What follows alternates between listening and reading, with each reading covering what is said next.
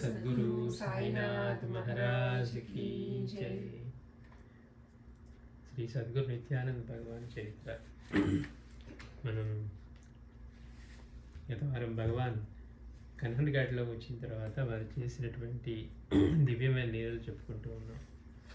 అక్కడికి వచ్చిన తర్వాత అక్కడ భగవాన్ ఆ ప్రాంతంలో నిర్మించిన ఒక కొత్త కోట, చిన్న కోటలో ఎక్కడ అంటే అది హోస్ దుర్గా అంటే అది కొత్త కోట అని అర్థం అంట. అక్కడ ఆ కోట దగ్గర భగవాన్ ఏం చేశారు, ఒకరోజు ప్రాంతంలో ఆ కోటలో అడవి మొక్కలు అవన్నీ తీస్తూ అట్లా కూర్చొని ఉన్నారట. అప్పుడు మొదటిసారిగా అనిపించారు, ఈ వ్యక్తి ఎవరో పక్కపలచగా నల్లగా అట్లా కౌపీనం ధరించి ఉన్నారు, ఈయన ఏం చేస్తూ ఉన్నారని. ఆయనతో పాటు ఇంకా కొంతమంది పనివాళ్ళ చేత, కూలివాళ్ళ పని చేత అక్కడంతా పనులు చేయిస్తూ శుభ్రం చేయిస్తూ, ఆ తర్వాత అక్కడ రాతి గుట్టల దగ్గర అంతా ఆయన తొలిపించి వాటికి గుహలుగా ఆయన కట్టించడం చేస్తున్నట్ట. అవి ఎట్లా ఉండేవంటే పెద్ద గుహలు అంటే కాదు, ఒక మనిషి లోపలికి వెళ్ళి కూర్చొని ధ్యానం చేసుకోవటానికి సరిపడేట్టుగా అట్లా చేస్తున్నారట. లోపల మళ్ళీ సిమెంట్గా తోటి అట్లా గచ్చులాగా చేయించడం, బయట కూడా అట్లా చేయించడం అలా చేస్తూ ఉండి, ఆ చేసే పనులన్నిటికీ కూడా భగవానే వాళ్ళందరికీ వాళ్ళు చేసిన పనికి డబ్బు చెల్లిస్తూ ఉన్నారట. వీళ్ళందరికీ ఆశ్చర్యంగా ఉండేది చూస్తానికి. ఆయనే ఏమి లేకుండా కౌపీనం పెట్టుకొని తిరుగుతూ ఉన్నాడు, కానీ వీళ్ళందరికీ డబ్బు ఇచ్చేవారట. అవి ఎట్లా ఉండేయంటే కొత్త కొత్త నోట్లు, నాణాలు తలతలలాడుతూ ఉండేయట. అందరూ ఆశ్చర్యపోతున్నారు, అసలు ఈయన ఎవరు ఇట్లా వచ్చి ఈ గుహలు కట్టిస్తూ ఉన్నాడు, ఈ రోడ్లు వేస్తూ ఉన్నారు, ఇక్కడ అంటే మార్గం చేస్తూ ఉన్నారు, తెలియక వీళ్ళని ఆక్రమించుకుంటున్నాడా, ఆక్రమణ చేస్తున్నారా అని కూడా అనుకున్నారట. అట్లా ఈయన ధైర్యానికి ఆశ్చర్యపోతూ ఉన్నారు. తర్వాత ఈ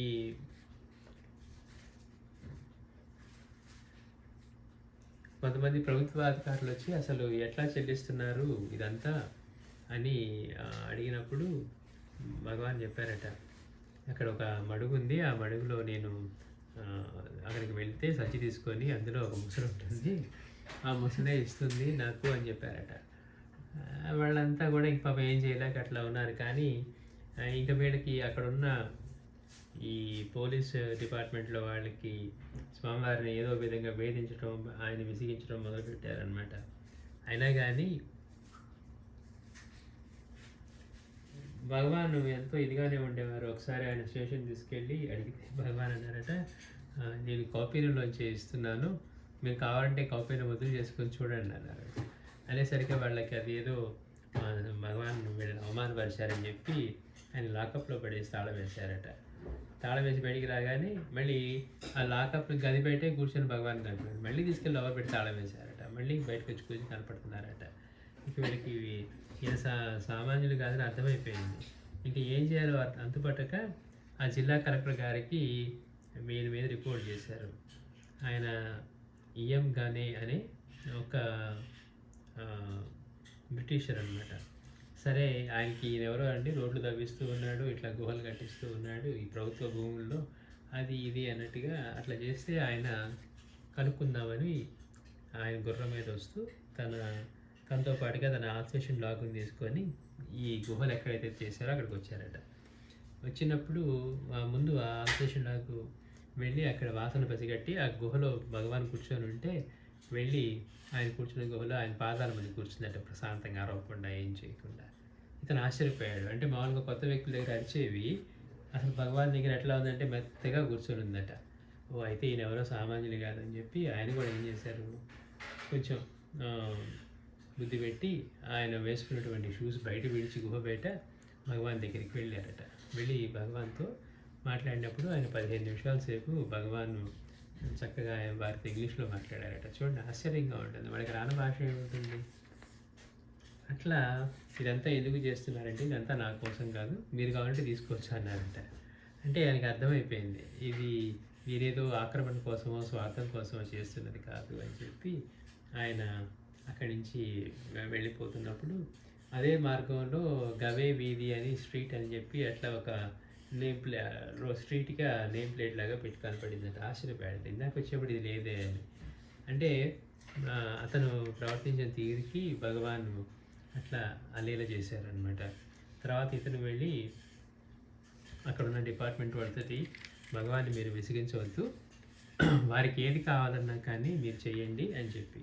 సరే భగవాన్ దర్శన ప్రభావం చేత కానీ ఆయన అనుగ్రహం కానివ్వండి, అతని సత్ప్రవర్తన ఈ భగవాన్ పట్ల అతనికి తర్వాత అక్కడ మంచి ప్రమోషన్ వచ్చి అక్కడికి వెళ్ళిపోయినా కానీ వెళ్ళిపోయినప్పుడు కూడా చెప్పారట, ఏం కావాలన్నా చూసుకోండి, ఏమైనా కావాలంటే తెలియజేయండి అని. అట్లా ఆ గౌరీ మార్గం అని చెప్పి అట్లా అక్కడ స్ట్రీట్ ఆయన పేరు మీదుగా పెట్టారట.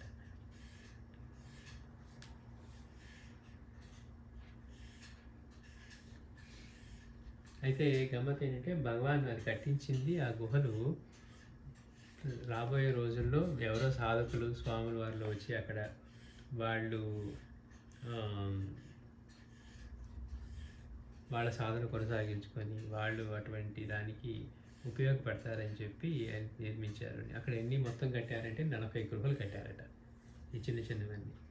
భగవాన్ ఒకసారి అడుగుతారు, భగవాన్ ఏంటి ఇవి అంటే భగవాన్ అన్నారంట, ఇవి మనిషి మెదడును పోలినట్టుగా కట్టి ఉన్నాయి అన్నారట. అంటే మనకి తెలియదు కదా మనకి ఎన్ని ఛాంబర్స్ ఉంటాయో.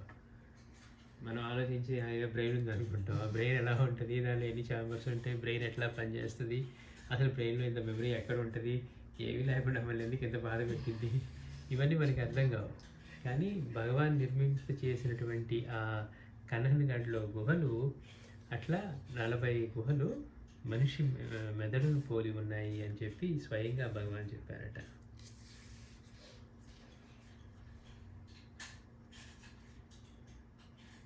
భగవాన్ నిర్మించిన గుహలకి సూర్యోదయము సూర్యాస్తమయము అనే అరుణ సంధ్య అని పిలిచేవారట వాటిని.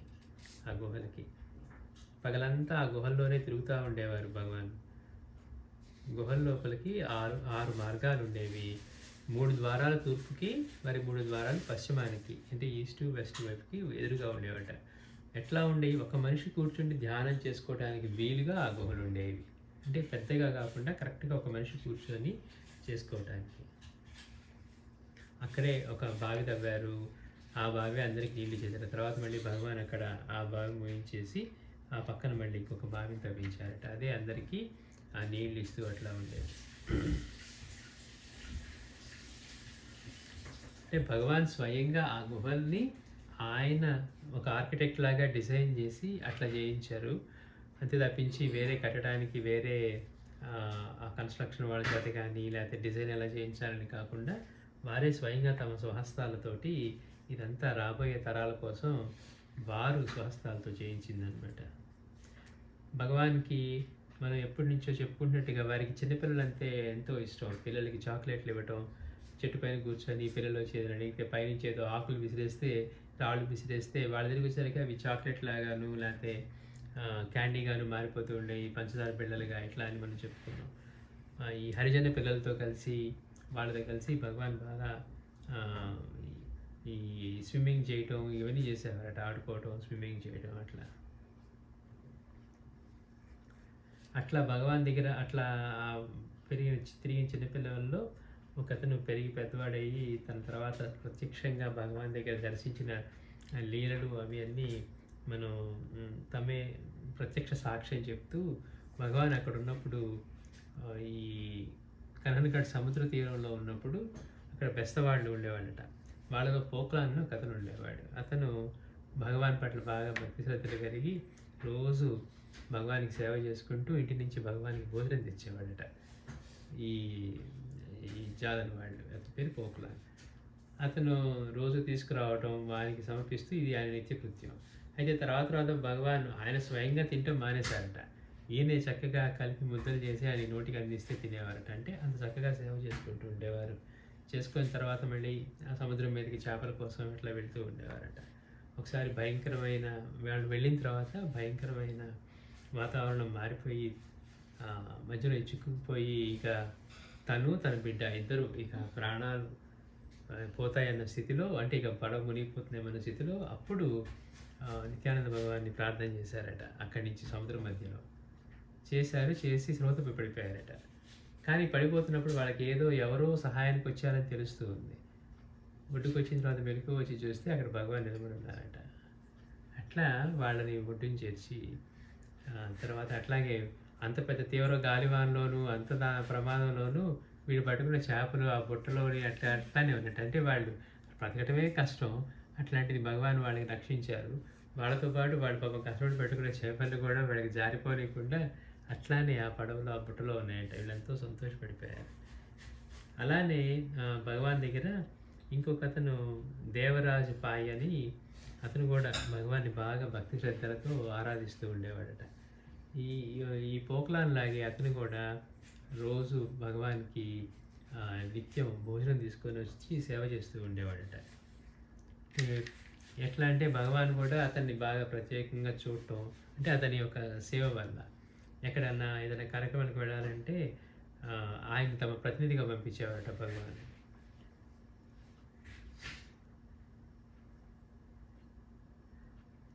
ఒకసారి ఈ గుహల నిర్మాణం జరుగుతూ ఉన్నప్పుడు ఒక మూర్ఖుడు ఏం చేశాడంటే ఆ పనివాళ్ళ దగ్గర ఉన్నటువంటి రాగి బిందెల్ని దొంగిలించాడంట. అంటే వాళ్ళు పనివాళ్ళు ఉన్నారు కదా అక్కడ, ఆ పనివాళ్ళ దగ్గర ఉన్న రాగి బిందెల్ని దొంగిలించి ఇంటికి తీసుకువెళ్ళాడట. వీళ్ళకి పోయినాయి అనుకుంటూ ఉంటే గమ్మత్ ఏంటంటే మరోజు మళ్ళీ అతడే ఆ పాత్రలన్నీ తన తలపైన పెట్టుకొని ఈ పాత్రలన్నీ నేనే దొంగిలించాను నడుచుకుంటూ రోడ్డు మీద తిరుగుతున్నాడట. అంటే లీల ఎట్లా ఉంటుందో చూడండి. ఇతనే అవన్నీ తీసుకొని ఆ పాత్రని దొంగిలించాడు. దొంగిలించిన తర్వాత అతనికి మరో రోజు పిచ్చి పట్టిందట. మతి స్థిమితం తప్పింది. మతి స్థిమితం తప్పి అతను మళ్ళీ ఆ పాత్రలన్నీ ఆయన నెత్తి మీద పెట్టుకొని రాగి బిందెలన్నీ వస్తూ ఇవన్నీ నేనే దొంగిలించాను అని పెద్దగా రోడ్డు మీద అరుస్తూ నడిచి ఆశ్రమం చేరాడంట. ఆశ్రమంలో ఆ పాత్రలు భగవాన్ యొక్క పాదాల దగ్గర పెట్టి క్షమించమని ప్రార్థించాడు. ఆయన మళ్ళీ ఏమి చేయకుండానే వాడి చేత తన సొంతగా అతనే చేశాడని చెప్పి ఒప్పించి మళ్ళీ ఆయనే అందరికీ తిరిగి ఇచ్చేట్లుగా సర్వసాక్షి సర్వవ్యాప్తి సర్వజ్ఞుడైన భగవాన్ వారిని మోసగించడం ఎవరి తరం? అందుకని చూడండి ఎంత మార్పు. అంటే తీసుకెళ్ళి నేనే దొంగిలించాను తీసుకొస్తే రోడ్డు మీద అరుచుకుంటూ పెద్దగా తీసుకొని వచ్చి ఆశ్రమానికి వచ్చి భగవాన్ పాదాల దగ్గర పెట్టి వేడుకున్నాడట.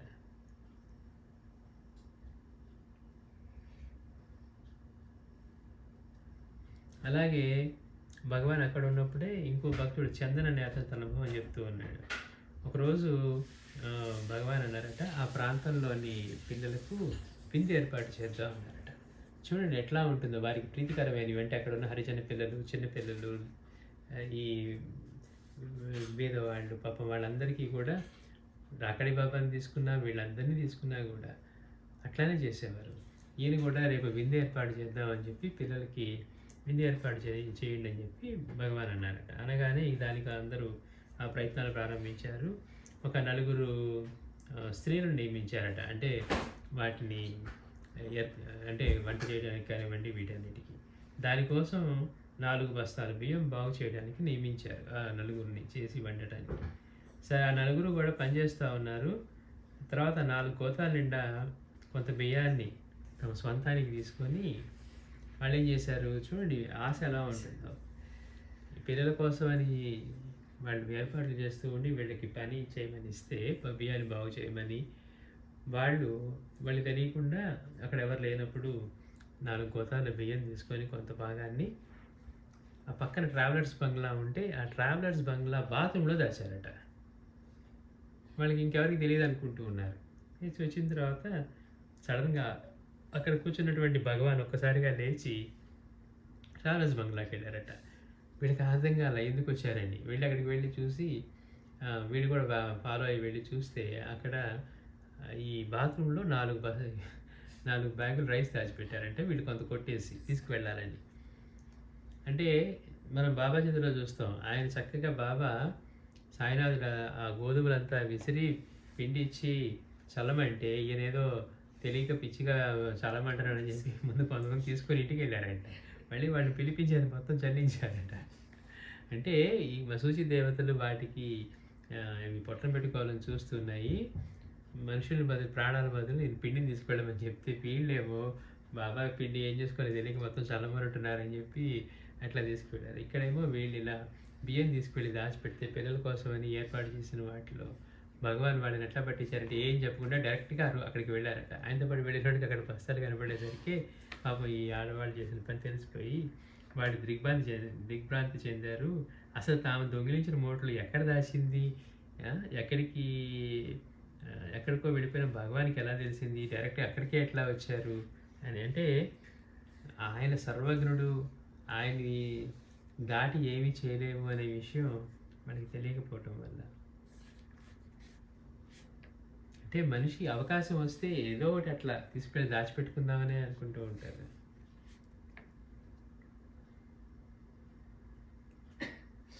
అలాగే ఆ గుహలు తవ్విందేటప్పుడు ఇంకొక సన్నివేశం ఏంటంటే, ఆ గుహలు తవ్వుతూ ఉన్నారు, అవి చెక్కుతున్న రోజుల్లో ఒకరోజు భగవాన్ కూడా బాగా లీనమైపోయింది. ఒక ఎత్తైన బండ మీద ధ్యానంలో కూర్చొని ఉన్నారట. అంటే మనం చెప్పుకున్నాం, భగవాన్ నడుస్తూ నడుస్తూ రోడ్డు మీద అలా ధ్యానంలోకి వెళ్ళిపోయేవారట. బండికి అడ్డంగా ఉన్నాడని చెప్పి అతను బండి మీద నుంచి కొరడాతో కొట్టిన సందర్భాలు కూడా ఉన్నాయి. కొట్టిన వాడికే దెబ్బ తగిలి కింద పడి దొరుకుతూ ఉన్నాడు. భగవాన్ మాత్రం అట్లానే నిశ్చలంగా ఆయన ధ్యాన సమాధిలో ఉండేవారు. రోడ్డు మీద నడుస్తూ అలా అయిపోయేవారట. అయితే ఇక్కడ ఈయన ఒక బండ మీద కూర్చొని ఉంటే ఒక బాగా అహం ఉన్నటువంటి ఒక గర్విష్ఠుడు అప్పుడు వచ్చాడట. వచ్చి ఏమన్నాడు, మీరు నిత్యానంద భగవాను గొప్ప స్వాములని విన్నాము, సిద్ధులని విన్నాము, ఆ విషయాన్ని మేము పరిశోధించాలని వచ్చాము. ఈయన నిజంగా ఇదైతే కనుక నాకు ఇప్పుడు భగవంతుడి దర్శనం చేయించాలి అని గగ్గోలు పెడుతున్నాడంట, పెద్దగా అరుస్తున్నాడు. అంటే అహంతో. భగవాన్ ఏమో ఆయన నిశ్చలంగా ఆయన కళ్ళు మూసుకొని ధ్యాన సమాధిలో ఉన్నారు. ఈ అరుపులు ఎందుకయ్యా ఆయన్ని డిస్టర్బ్ చేస్తాను పక్కన అంటున్నా కానీ వీళ్ళు అరుస్తూ ఉన్నారట. అప్పుడు భగవాన్ ధ్యానంలోంచి మేల్కొని, ఎందుకు మమ్మల్ని ధ్యానంలోంచి భంగం చేస్తున్నావు అని భగవాన్ అడిగారట. భగవాన్ ఎప్పుడు కూడా వారి గురించి ఎందుకు వీరిని భంగం చేస్తూ ఉన్నావు అని చెప్పి భగవానే అన్నారట.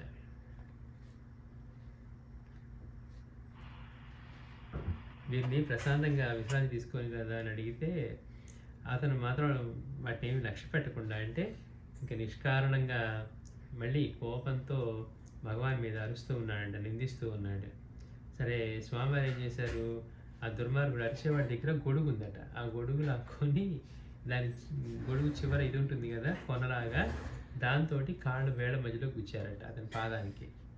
వచ్చగానే అది భరించలేక అలివి కాని బాధతో గట్టిగా కేకలు పెట్టి అరిచాడట. అది ఎట్లాంటి అనుభవం కలిగిందంటే, మనకి బాబా సాయినాథుడి దగ్గర అతని తాత్యానికి మెడబట్టుకొని తీస్తే పైలోకానికి వెళ్ళినట్టు కలిగిందని చెప్తారు, తలబాగా దాచేసినప్పుడు. అట్లానే ఇక్కడ అంటే ఇతను కోరింది ఏంటి, నాకు భగవంతుడి దర్శనం చేయించు, నువ్వు సిద్ధుడు అయితే అన్నాడు కదా. అందుకని ఈయనేం చేశారు, చెప్పినా వినట్లేదు, అరుస్తున్నాడు అని చెప్పి అతని గొడుగు తీసుకొని ఆ గొడుగు యొక్క చివర మొనతోటి అతని పాదాల మధ్య వేళ్ల మధ్యలో పొడిచారట భగవాన్. పొడిచేసరికి చచ్చాన్ రాయలు పెద్దగా అరుస్తూ ఎట్లా అరిచాడంటే, తన బ్రహ్మరంధ్రం పగిలి భగవద్ దర్శనం అయినట్లు అనుభూతి కలిగిందట. తన బ్రహ్మరంధ్రం హఠాత్తుగా పగిలిపోయి అతనికి భగవంతుడి దర్శనం అయినట్లుగా అనిపించింది. ఇక నిలబడలేకపోతున్నట్లుగా అనిపించింది. ఇంకా అక్కడి నుంచి పరుగు తీశాడు. అక్కడ డాక్టర్లు ఈ గాయాన్ని చూసి, ఇది ఎవరో పిచ్చివాడు, అంటే ఎవరో స్వామివారిని గొడుగుతో పొడిచారు కదా, ఇతను పిచ్చివాడు అని చెప్పి కంప్లైంట్ ఇచ్చారట. కంప్లైంట్ ఇచ్చి, అంటే అట్లా పొడిచాడు అది ఇది అనేసరికి పోలీస్ స్టేషన్లో కంప్లైంట్ ఇస్తే వాళ్ళు వచ్చి భగవాన్ని తీసుకువెళ్ళారట. సరే భగవాన్ని తీసుకువెళ్ళి ఆ కంప్లైంట్ తీసినప్పుడు లాకప్లో వేశారట. లాకప్లో వేసి మరి అక్కడ వసతులు ఏముంటాయి, వాడికి బాత్రూంలో ఏ ఉండవు కదా, ఆయనకి ఒక కొండ ఇచ్చారట భగవాన్కి. మీరు మూత్ర విసర్జన చేయాలంటే కొండను వాడుకోండి అని ఇచ్చారట. ఇస్తే భగవాన్ చేసిన వేరే మనకి ఆశ్చర్యంగా ఉంటుంది. ఒక కొండ నిండిపోయిందట, మళ్ళీ ఇంకోటి ఇచ్చారట, నిండిపోయింది. ఇక ఎట్లా ఉందంటే సెల్ అంతా కూడా భగవాన్ అట్లా మూత్రంతో నిండిపోయిందంట. ఇక వీళ్ళు తట్టుకోలేక ఆయన్ని ఒక మానవాతీత వ్యక్తి అని, ఈయన మామూలు సామాన్యమైన కాదని చెప్పి ఆయన్ని మెజిస్ట్రేట్ గారి దగ్గరికి తీసుకెళ్ళారు పోలీసులు. మా వల్ల కాదండి, ఈయనేమో ఇట్లా చేస్తూ ఉన్నారు అని ఇస్తే వాళ్ళు వెంటనే వీరిని విడుదల చేయండి అని చెప్పారట. అప్పుడు భగవాన్ విడుదలయ్యి బయటికి వచ్చారు. అంటే అట్లాగే వచ్చి ఆ విడుదలైన ఆశ్రమానికి వచ్చి ఇదంతా ఎప్పుడు జరిగింది? నిర్మాణం జరుగుతున్నప్పుడు కదా! ఆ సమయానికి వచ్చి మళ్ళీ ఆ కూలివారికి డబ్బులు అవన్నీ సకాలంలో ఇచ్చారు. అంటే ఒక్కొక్క లీల ఒక్కొక్క రకంగా ఆయన ఆశ్చర్యంగా చేస్తూ ఉన్నారు. అయితే ఎవరైతే అతను ఉన్నాడో స్వామీజీని అంటే భగవాన్ని పిచ్చివాడు అని చెప్పి రిపోర్ట్ రాసిచ్చాడు కదా పోలీసులకి. అతను ఇంటికి వెళ్ళేసరికి తన భార్య ఎట్లా కనపడిందంటే ఇంట్లో పిచ్చెక్కినట్టుగాను బట్టలని తీసేసి నగ్నంగా తిరుగుతూ కనపడింది పిచ్చి పట్టినట్టుగా. భగవాన్ అన్నాడు కదా ఇతనికి పిచ్చి పట్టిందని చెప్పి అనేసరికి ఇతని ఇంటికి వెళ్ళగానే ఇంట్లో తన భార్య అట్లా ఎదురొచ్చిందట. వస్త్రాలు ఏమి లేకుండా పిచ్చిదానిలాగా అట్లా వచ్చి సరికి పిచ్చి పిచ్చిగా మాట్లాడుతూ ఉండేట, పిచ్చి పిచ్చిగా బాగుతూ ఉండేసరికి ఇతనికి ఒక్కసారిగా మతిపోయింది. వెంటనే అంటే నేను భగవాన్ని పిచ్చివాడని రాయటం ఎంత తప్పో వెంటనే తెలిసి వచ్చి భగవాన్ కోసం స్టేషన్కి వెళ్ళారట. అప్పటికే భగవాన్ని విడుదల చేశారని తెలుసుకొని మళ్ళీ భగవాన్ దగ్గరికి వెళ్ళి ఆయన వేడుకుంటే ఏం పర్వాలేదు ఇప్పుడు అంతా బాగానే ఉంటుంది వెళ్ళన్నారట. మళ్ళీ ఇంటికి వచ్చేసరికి ఆయన భార్య యథావిధిగా నార్మల్గా ఉందట. అంటే లీల ఎట్లా ఉంది అంటే మనం మహాత్ముని నిందించడం కానీ లేకపోతే ఇలా చేస్తే ఎట్లాంటి విపరీతమైన ఫలితాలు వస్తాయి. వాళ్ళేం పట్టించుకోరు, మనం చేసే తప్పే వాళ్ళని ఆ విధంగా దండిస్తుంది. ఇక్కడ ఇందాకేమో అది పని వాళ్ళ దగ్గర బిందెలు తీసుకుని వాడికి పిచ్చెక్కి నేనే దొంగిలించానని చెప్పి చెప్పుకున్నట్టుగా జరిగింది. ఇక్కడ భగవాన్ని పిచ్చివాడు అని చెప్పి ఆ రిపోర్ట్ రాసిచ్చినందుకు ఇంటికి వెళ్ళేసరికి తన భార్యకి పిచ్చి పట్టి తను ఎలాంటి స్థితిలో ఉందంటే బట్టలు కూడా లేకుండా తిరుగుతూ ఉందట. ఇంకా వెంటనే ఇతను భయపడిపోయి భగవాన్ దగ్గరికి వెళ్ళి ఆయన వేడుకోవాలని స్టేషన్కి వెళ్తే స్టేషన్ నుంచి విడుదల చేశారు. మెజిస్ట్రేట్ చెప్పాడు కదా విడుదల చేయమని అని చెప్పిన తర్వాత మళ్ళీ భగవాన్ దగ్గరికి వెళ్ళి వేడుకున్నాడట. వేడుకుంటే భగవాన్ అన్నారు ఇంటికి వెళ్ళు అంతా బాగానే ఉంటుందని. ఇంకా ఆయన అభయం ఇచ్చిన తర్వాత అతను వెళ్ళి చూసరికి అంత సామాన్యంగా మారిపోయిందట. అంటే చూడండి ఒక్క క్షణంలోనే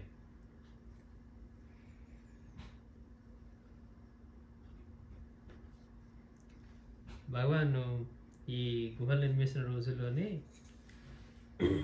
అక్కడ జ్ఞానానందుల వారని ఒక ఉండేవారట. ఆయన భగవాన్కి బాగా పరమభక్తులు. వారు చూసిన సంఘటన ఏంటంటే భగవాన్ ఒకరోజు ఒక చెట్టు నీడని కూర్చొని బాగా ధ్యానంలో ఉన్నారట. వారి ధ్యానస్థితిలో ఉంటే ముగ్గురు ముస్లిం మహాత్ములు వచ్చారట.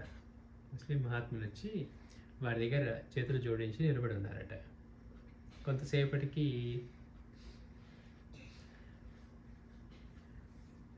భగవాన్ కన్నులు తెరిచి అవును మీరు మక్కా వెళ్ళి వచ్చారు కదా అక్కడ మీరు ఏం చూశారు అన్నారట. చూడండి మీరు మక్కా వెళ్ళి వస్తున్నారు కదా మీరు అక్కడ ఏం చూశారు అంటే వాళ్ళు మేము ఇప్పుడే తిరిగి వచ్చాము అక్కడ కూడా తమ పవిత్రమూర్తినే మేము దర్శించుకున్నాము మళ్ళీ ఇక్కడికి వచ్చి మీ దర్శనం చేసుకుంటున్నాము అన్నారట. మనకి అంటే తెలియనప్పుడు ఏమనిపిస్తుంది వాళ్ళ వేరు వీళ్ళు వేరు వాళ్ళ అంటే భగవంతుడు అనేవాడు ఒక్కడే ఉంటారు. చెప్పేది అదే కదా మాస్టర్ గారు మనకి భగవంతుడు ఒక్కడే ఉంటారు. ఆయన పరబ్రహ్మం అన్న తర్వాత రెండవట పరిపూర్ణుడైన మహాత్ముడు. పైగా వాడు ఎవరికో ఏ పేరు పెట్టుకు కొలుచుకున్నా భగవంతుడు ఆయనే అయి ఉంటాడు. ముస్లింకి మహాత్ముడు ముస్లింకి భగవంతుడు వేరు, హిందువులకి వేరు, క్రిస్టియన్కి వేరు ఇట్లా ఉంటే ఆయనకి ఆస్కారం ఎక్కడ ఉంటుంది? ఆయన నిర్మాణం చేసుకున్నాడా లేకపోతే అందరూ ఒకేలాగే చేసుకున్నారా? అందుకని అప్పుడు మేము ఇప్పుడే తిరిగి వచ్చాము అక్కడ కూడా తమ పవిత్రమూర్తినే మేము దర్శించామని చెప్తే మళ్ళీ ఇక్కడికి వచ్చి తమ దర్శనార్థమే తమ ముందు నిలుచున్నామన్నారంట. అని మా నమస్కారాలు అందుకోండి భగవాన్ అంటే ఆయన పెద్దగా మందహాసం చేశారట. వారి ముఖం అలౌకికమైన వెలుగుతో నిండిపోయింది. అయితే ముస్లిం మహాత్ములు వచ్చి దర్శించుకొని మిమ్మల్ని మేము మక్కాలో దర్శించుకున్నాము మళ్ళీ ఇక్కడికి వచ్చి దర్శనం చేసుకుంటున్నాము అని. మనకి పూర్ణి స్వామి గురించి చెప్తారు. అట్లా ఒక గొప్ప సాధువు వచ్చాడట. ఆయన వచ్చి భగవాన్ దర్శనం అయిన తర్వాత మీరు ఎక్కడి నుంచి వచ్చారు ఏంటంటే నాకు వీరు హిమాలయాల్లో నేను అక్కడ సాధన చేసుకుంటూ ఉంటాను అక్కడ యోగంలో వచ్చిన నా సమస్యలకి ఎవరు తీర్చలేకపోతే అక్కడ ఒక ఆయన కనపడి పలానా పూర్ణిలో ఇట్లా ఉన్నారు వీళ్ళు ఆయన తీరుస్తారని చెప్పారట. అందుకని హిమాలయాస్ నుంచి ఆయన పూర్ణికి వచ్చాడట. తీరా వస్తే చెప్పినదే ఇక్కడ ఉంది ఆ పుణ్యస్వామి. ఇక్కడికి వచ్చిన తర్వాత ఇప్పుడు బాబా ఎట్లయితే మనకి ఉపాసని బాబాకి వీళ్ళకి క్షణాల్లో వాడికి నయం చేస్తారు, యోగంలో వచ్చిన చిక్కుల్ని యోగ పురులే తీర్చగలుగుతున్నట్టుగా అక్కడికి వచ్చిన వాళ్ళకి ఆయనకి వెంటనే అనుభవం కలిగిందంటే ఆయనకి అంతకాలం నుంచి దాని ఈ యోగ స్థితి వెంటనే ఇక్కడ కలిగిందట పూర్ణిస్వామి సన్నిధిలో. అట్లా అక్కడ ఉన్నది ఆయనే, కనబడి చెప్పింది ఆయనే. ఇక్కడ భగవాన్ దగ్గరికి వచ్చి చెప్తున్నారు, అక్కడ దర్శించుకుంది మిమ్మల్ని, మళ్ళీ ఇక్కడికి వచ్చి మీ దర్శనం కోసం వచ్చా, మా నమస్కారాలు స్వీకరించండి అంటే భగవాన్ పెద్దగా నవ్వారట. అట్లాంటి పుణ్యపురుషులకు బనారస్ కానీ బెతల్హం కానీ లేకపోతే మక్కా అని కానీ భేదమే ఉండదు, ఉన్నదంతా కూడా పరమాత్మ తత్వమే ఉంటుంది. అదే తత్వం అల్లా అని, ఈశ్వర్ అని, ఇట్లా ప్రభు అని వేరు వేరు పేరుతో పిలువబడుతుంది, ఒకే తత్వం అని. ఒకసారి మనం చెప్పుకుంటూ ఉంటాం, ఏదో భక్తితో స్వామికి సమర్పించాం, సో ఆయనే స్వీకరించాలి. సాయినాథుడి చేతిలో కూడా మనం అవే చూస్తాం, బాబాకి సమర్పించాం కదా ఆయనే స్వీకరించాలి అని. చిన్నపిల్ల కూడా ఏమనుకుంటుంది, కళిక్కర యొక్క కూతురు, బాబాకి మనం ద్రాక్ష పండ్లు ఇస్తున్నాం, ఆయన తిన్నట్టు కాదు మనం తిన్నట్టుగా అందరికి పనిచేస్తాడు అని. కానీ బాబా వెంటనే అవి అందులో కుళ్ళిపోయినవి మాత్రమే తీసుకొని, పనికిరానివి తీసుకొని మిగిలిన ఇచ్చి అమ్మ నీ బిడ్డలకి ఇచ్చుకోవాలన్నారట. అట్లాగే భగవాన్ దగ్గరికి ఒక భక్తుడు వచ్చాడట. అయితే ఆ భక్తుడు యొక్క భక్తిని పరీక్షించాలనుకున్నాను భగవాన్. అతను ఏం చేశాడు, ఒక భగవాన్కి ఒక కొత్త తబలా హార్మోనియం తీసుకొచ్చి భగవాన్కి సమర్పించాడట. భగవాన్ వాటిని తీసుకొని పక్కన పెట్టి నేలకేసి కొట్టి మొత్తం ముక్కలు ముక్కలు చేశారంట. అతను గిరగిరలాడిపోయాడు. కొత్త తబలా తర్వాత కొత్త హార్మోనియం ఇచ్చేసరికి భగవాన్ నేలకేసి కొట్టేసరికి ముక్కలు ముక్కలు అయిపోయినాయి అంట. ఈ రెండింటికి తాను సమర్పించిన కానుకలు ఆ రఘునాథ్ అనే అతని భక్తులు అనమాట. దాన్ని చూసి దిగ్భ్రాంతి చెందాడు. నేనేదో భగవాన్ వాడుకుంటాడని ఇస్తే, లేకపోతే అట్లా పక్కన పెడతారని ఇస్తే ఇది ఏకంగా పగలకొట్టి ముక్కలు చేశారు పనికి రాకుండా అన్న తర్వాత భగవాన్ వెంటనే నీవు బాగా కలవరపడ్డావు కదా అన్నారట.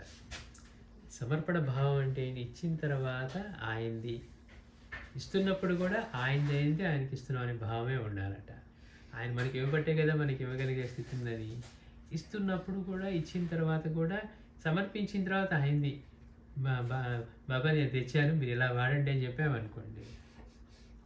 ఇప్పుడు స్వామీజీ దగ్గర వీళ్ళు అనుకున్నారట, ఆశ్రమంలో ఎక్కువ వంటకి గిన్నెలు లేవు, స్వామీజీ అసలు పట్టించుకోవట్లేదని చెప్పి వాడు పాపం కొంత కొంత డబ్బు ఎంత పావులా రూపాయలు వేసుకొని కొన్ని సామాన్లు కొని తెచ్చారట.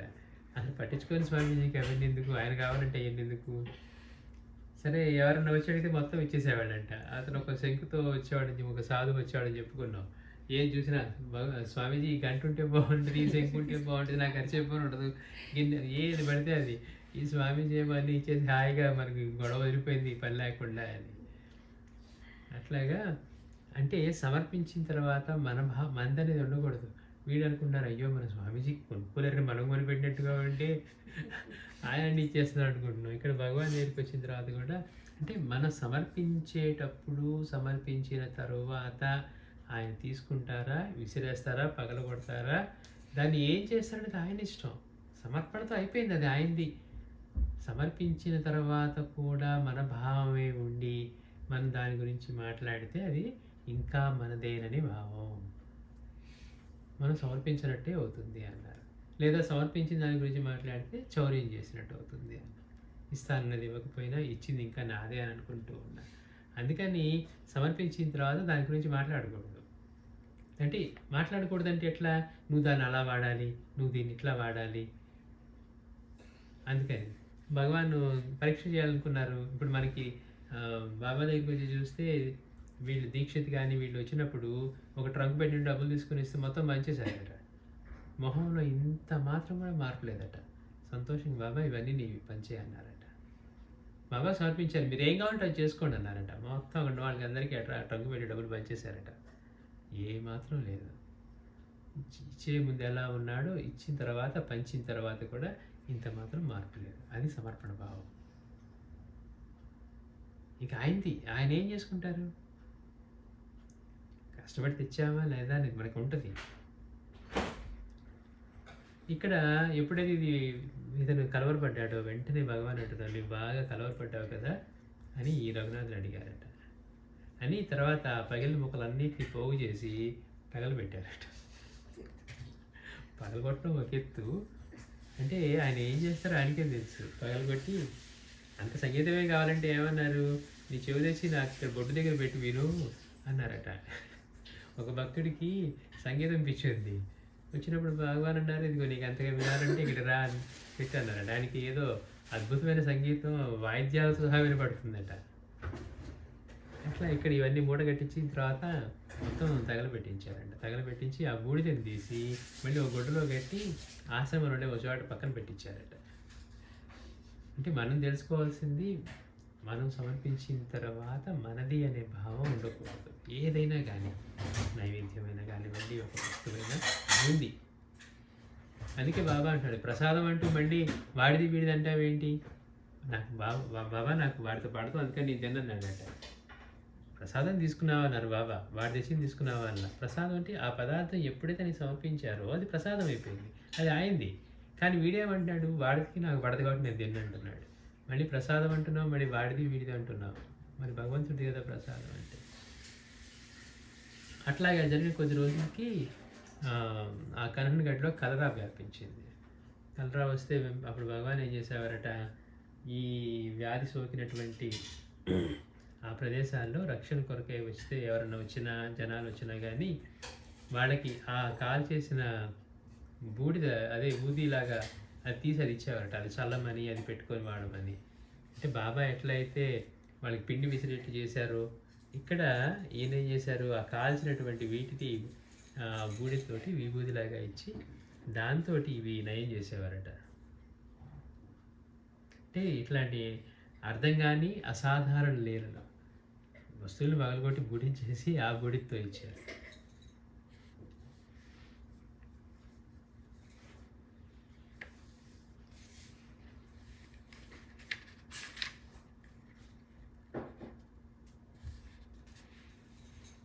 మళ్ళీ వచ్చేవారని చెప్పుకున్నాను. శ్రీ సచ్చిదానంద సద్గురు సాయినాథ్ మహారాజ్ కీ జై.